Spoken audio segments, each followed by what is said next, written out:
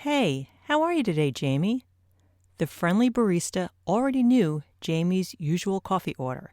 She had the grande cup in hand, scribbling her notes on the side with black marker. 1 decaf, cafe americano, splash of soy milk. I'm fine, thanks, Jamie said. But the barista glanced at her and said, You don't look fine. Are things okay? And before she knew it, Jamie felt tears welling up in her eyes. She quickly excused herself and ducked around the corner to grab some napkins, dabbing at her eyes and trying not to draw attention to herself. What the hell am I crying for? She circled back, paid for the drink, and muttered an excuse to the friendly barista about having allergies. She hurried outside and chose a seat facing away from the other people. What the heck was that all about? She had almost started sobbing in public with zero notice. She did have a lot of work on her plate, and her son's issues with his math teacher weren't helping. She hadn't slept well in a few nights, and the dog had yet another ear infection. So maybe all of that combined was showing on her face. Yikes! She hadn't even realized how upset and overwhelmed she was. And yet it was obvious for a barista to see in 2 seconds. This is the Breaking Up with Binge Eating podcast, where every listen moves you one step closer to complete food freedom. Hosted by me, Georgie Fear, and my co-coach, Mary Claire Brescia. 2 months into our Breaking Up with Binge Eating coaching program, I posed this question to our clients. Are you aware of your state, physically, emotionally, and mentally, in the course of the day? Many of us soldier through our days, getting stuff done, without much awareness about how we are feeling. When tension builds up enough, the dam bursts. We might eat lots of food or yell at the kids. The idea behind practicing awareness is to check in with ourselves periodically. This allows us to take notice how we are feeling and take appropriate action. We may need to take a break, to ask for help, or to just reassess what is happening. When stress or upset catches us off guard or builds up without us noticing the rising tide, this often gets us into trouble and leads us to things we regret. Things going into our mouths like food, and things coming out of our mouths like harsh words. Our client Jessie put it this way: I have a really hard time pinning down what my feelings are, even when they're extremely negative. I often don't know exactly what they are. I have such a hard time when I'm in a bad mood, and my husband asks me what's wrong, and I literally don't know. This is how my anorexia self-harm started when I was a teenager.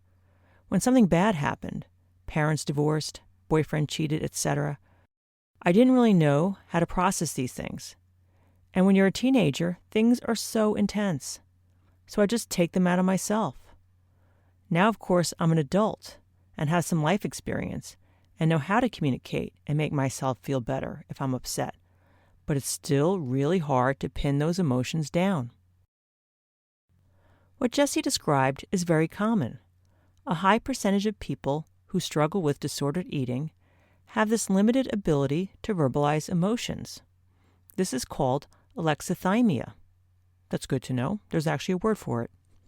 Anyway, the cure is trying to figure out what you feel, noticing the sensations you have, and even just making an educated guess at your emotion, using the available clues. You know, someone yelled at you, that feeling might be anger. My co-coach Georgie wrote in the group, I used to think I only had 2 feelings, sometimes good and sometimes bad. But most of the time, I didn't feel anything at all. Good was nice, no problems there, but bad always led to cookies or searching for desserts. Jessie responded, It's good to know it's not just me. It can be a very isolating sensation. I definitely thought I had just 2 feelings as well, although for me it's usually nothing and irritated. We agreed that once a day, when she got home from work, she would try to tune in and see what she noticed about her emotional state. I know this experience as well. For years, I had no clue what I was feeling. I just dealt with it. My motto was, suck it up. I really thought that I behaved consistently, and everyone else was just irrational once a month. What's PMS? To me, that didn't exist, even though it actually kind of did. Sorry, everyone. So first of all, just noticing how I felt was a big step. Next, if the feeling was negative, I would play around with it, trying to identify where it was coming from. Let's see, do I have too much to do? Am I angry at my husband? Am I worried about my son? I would just go through the list and try them on, like clothing, until I found the match. I still do that. Another client, Rick, had noticed that his workday snacking was probably rooted in the buildup of emotions throughout the day. As one thing got piled on top of another, he got more and more tense.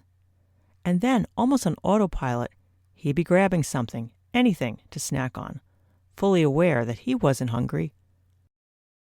One thing that I thought would help Rick was figuring out what his tells or warning signs were. This way, he could notice them and avert the snacking. What I mean by warning signs are things you do or thoughts you have that you can use as signposts that you are getting tense or emotional. Some people realize their tell is endless social media or news scrolling, snapping rudely at someone who hasn't done anything, clamming up and being silent, feeling a loss of empathy for other people, grinding their teeth or jaw clenching, or balling up their hands. Oh yeah, that's what I do. My fists get clenched. I guess I'm ready to brawl. Rick said, for him, that number 1 and number 2 for sure. I find myself getting unreasonably annoyed with my family, and I start obsessing over the news. With those 2 things in mind, as his early warning signs, Rick could pay attention to when he started obsessing over the news or getting annoyed, and take some time out and decompress. For everyone listening, you'll notice we discussed 2 different ways to practice gaining emotional awareness, as exemplified by Jessie and Rick. Jessie really felt unaware of her feelings, so the best way for her to practice was to schedule check-ins and to see what she could sense. Some of our clients set alarms on their phones as daily check-in reminders. You can do it once a day or more than that if you want to build the skill faster.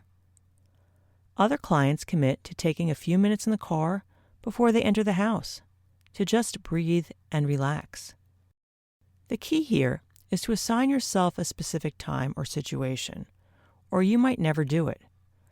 As you get better at this, you'll be able to move to the style of practice we assigned to Rick, to sense when a strong emotion is coming, and by observing your tells, and to stop on the spot to assess and see if you can open a valve to let some of that steam escape.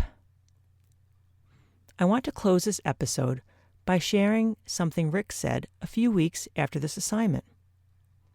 He said, I've been tracking my state of mind throughout the day, and it is very helpful. I am definitely the dam bursting type of person. There have been a number of times that I was sure that by identifying my moods and feelings, I was able to better deal with them and subvert a binge situation. But for me, the real value seems to be in the pause in my day and the identification of the feelings.